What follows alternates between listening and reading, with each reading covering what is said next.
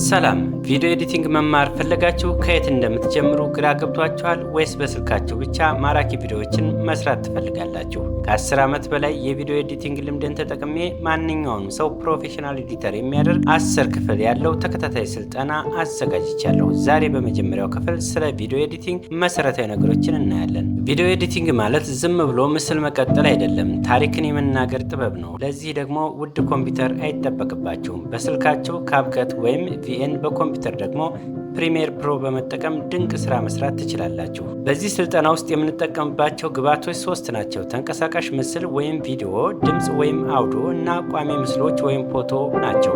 እነዚህን እንዴት እንደምናቀናጅ ደረጃ በደረጃ እናያለን። ቪዲዮ ከመጀመራችን በፊት 2 ነገሮችን ማወቅ አለብን። አንደኛው አስፔክት ሬሾ ወይም የምስል መጠን ነው። ለቲክቶክ እና ለሪልስ ሁልጊዜ 9:16 ቁመት ያለው መጠን እንጠቀማለን። ለዩቲዩብ ከሆነ ደግሞ 16:9 አግድም ይሆናል ማለት ነው። ሁለተኛው ፍሬም ፐር ሰከንድ ነው። በሰከንድ ውስጥ የሚታዩ ምስሎች ብዛት እንደማለት ነው። ለሶሻል ሚዲያ ቪዲዮዎች 30 ወይም 60 ፍሬም ፐር ሰከንድ ብትጠቀሙ ይመከራል። በዚህ ስልጠና ውስጥ የምናልፍባቸው 9 ዋና ዋና ደረጃዎች እነዚህ ናቸው።